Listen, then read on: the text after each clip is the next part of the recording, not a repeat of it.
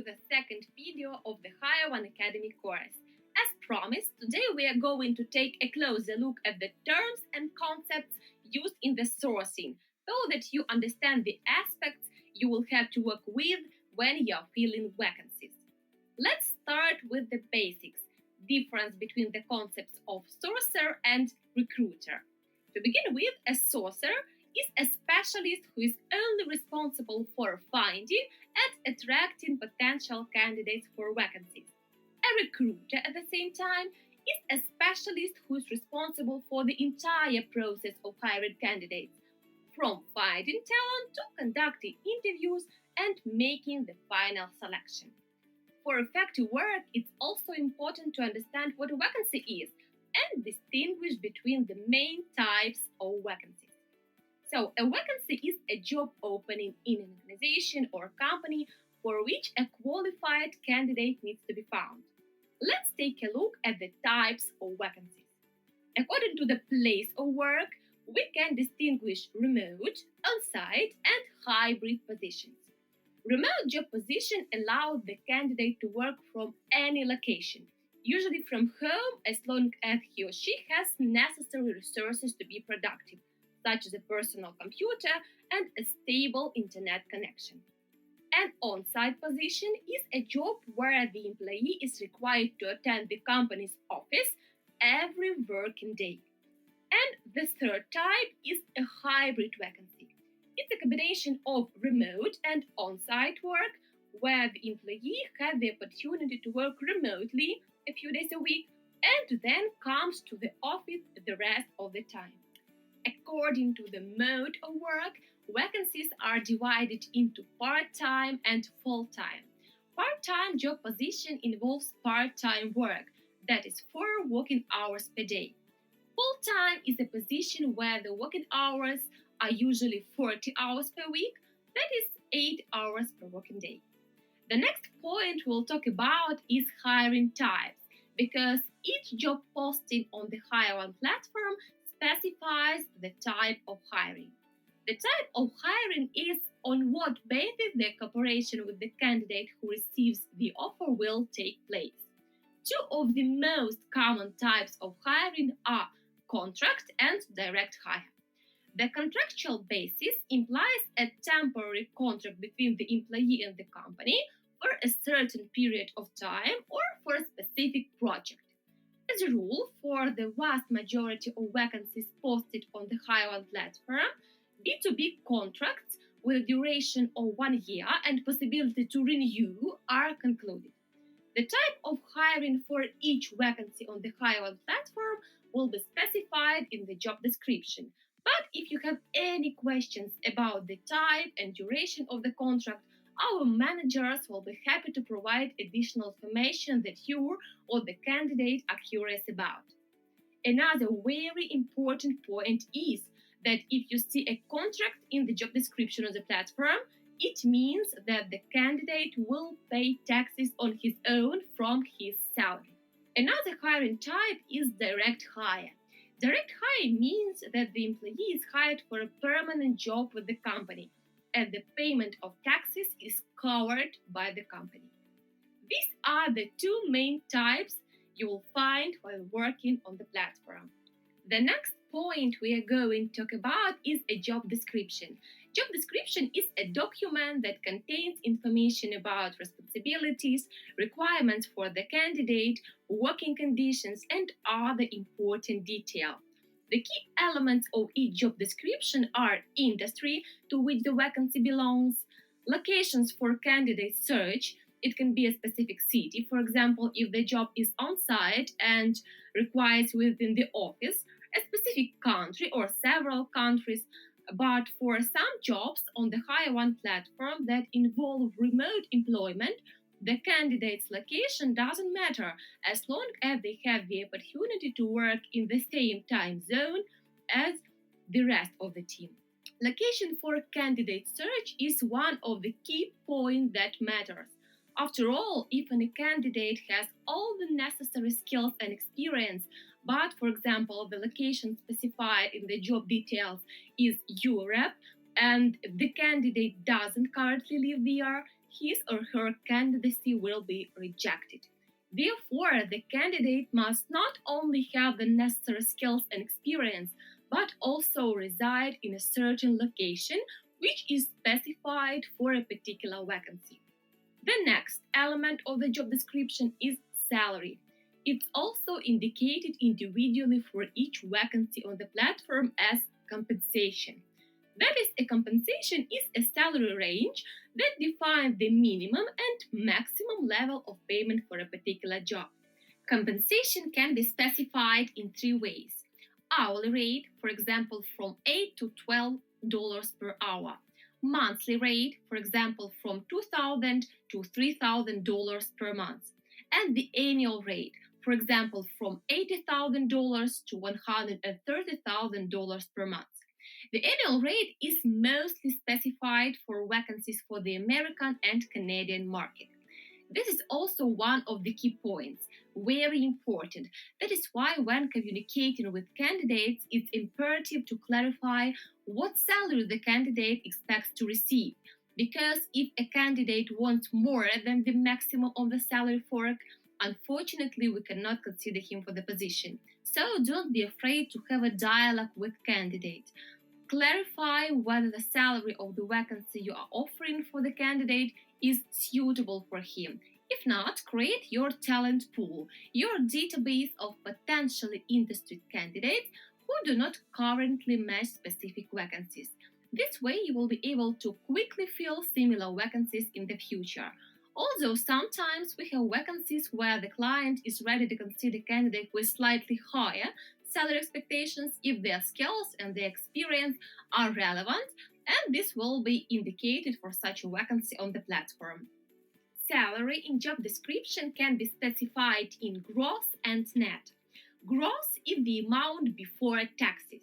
That is, if the vacancy specifies a compensation of $2,000 per month gross, it means that the candidate will pay taxes on this amount on his own. If the salary is indicated in net, this is the amount that remains after deduction of taxes.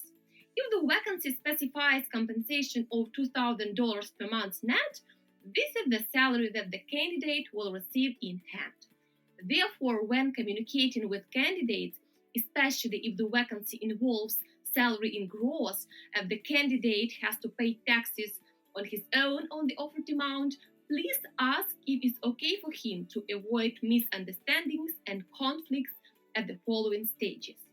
So, who is a candidate in sourcing, and what are the key aspects associated with this term?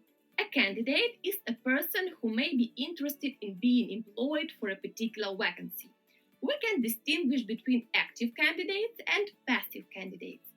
An active candidate is someone who is actively looking for a new job, sending CVs, and participating in interviews. Quite often, active candidates write to Sourcer themselves and send their CVs. A passive candidate is a person who is not actively looking for a job, but may be interested in new offers if it's attractive for him. Therefore, when working on vacancies, a sourcer works with both active and passive candidates. To successfully close a vacancy, it's very important that the candidate has experience and skills that meet the requirements of the vacancy. Previous commercial experience is the candidate's experience of working in a company in a certain position. Commercial experience is a proven track record of working for a company.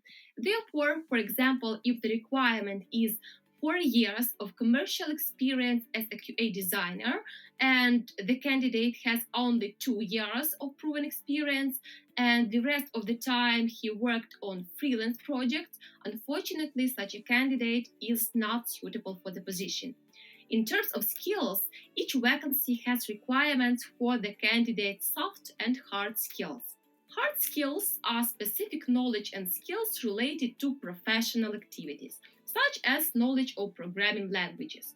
For example, a job posting requires 7 years of experience in Python development. As for soft skills, These are personal qualities such as communication, leadership, and collaboration, which are necessary for successful work in a particular position. For example, the job posting may require the ability to communicate effectively. For example, in IT sector, the terms trainee, junior, middle, and senior are used to reflect the level of competence, experience, and knowledge of specialists.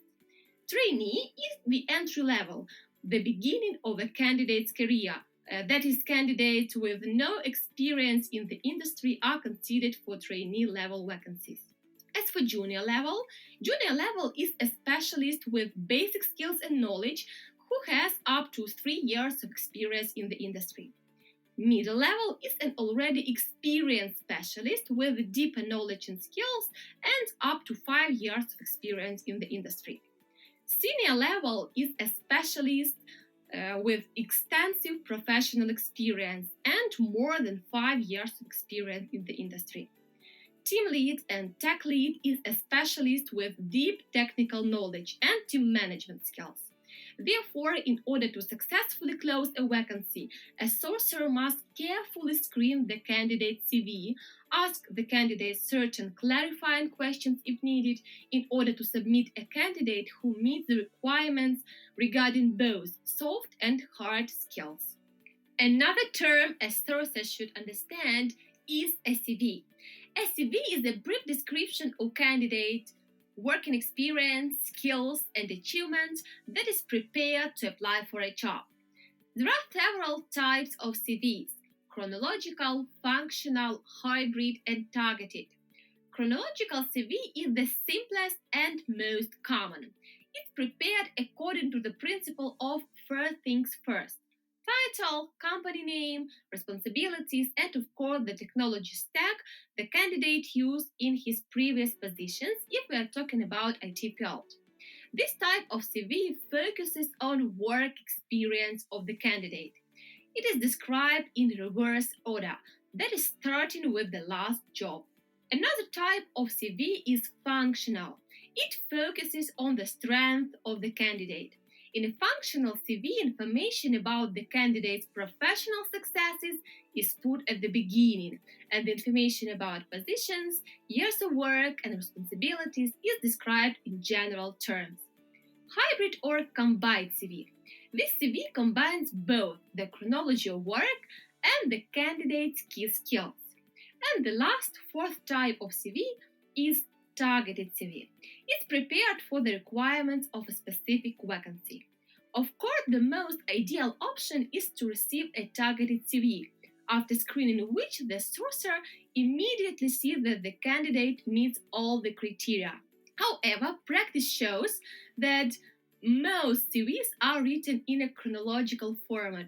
Therefore, if you are communicating with a candidate and he said that he has all the necessary experience and skills for the position, but some of them are not listed in his CV, please ask the candidate to update his CV with the necessary information before submitting it to the HireOne platform. After all, even if a candidate has all the necessary experience but it's not listed in his CV, it's an equivalent to no experience. The main requirements for candidate CV are: firstly, the CV must reflect the relevance of the candidate, that is, it must state that the candidate has all the necessary experience and skills. And the second point, the CV of the candidate must be written in English. When you have submitted your candidate CV to the HireOne platform, we sometimes conduct HR calls before passing the candidate on to the client. An HR call is a short video call with the candidate to confirm the candidate's relevance, ask clarifying questions, or check the declared English level. Usually, the next step is a client interview. It's a meeting between the candidate and company representatives where soft skills are usually checked and other important aspects are discussed. If it's an IT job, for example, candidates also go through a technical interview. This is the stage where the candidate is interviewed by specialists in the relevant field or department. And even for vacancies in other areas, such as marketing or sales. A separate stage is the completion of a task to test the candidate's ability to solve specific problems that may arise in the job. Usually, a certain deadline is given. Upon successful completion of all selection stages, the candidate receives a job offer. And finally, let's look at a few more terms related to companies. These are corporate culture, onboarding, delivery manager, and CEO, as these terms are key concepts in any company. Let's start with corporate culture. Corporate culture is a set of values, beliefs, and norms that are shared by the employees of a company. Sources always emphasize the benefits of the hiring company's corporate culture to attract candidates. Onboarding. Onboarding is the process of adapting a new employee to the company. It involves getting to know the culture and processes of the organization as well as providing the necessary information and assistance to the new employee to successfully perform his job duties. CEO. The CEO is the Chief Executive Officer, the highest ranking official in the company, who sets the direction of the organization, establishes a culture of leadership, and promotes business development. Thus, we have reviewed the key terms that a sourcer should be familiar with and that you will be dealing with when working on vacancies on the HireOne platform. Thank you for watching and see you in the next video, where we'll discuss the hard and soft skills you need to develop to become a professional sourcer.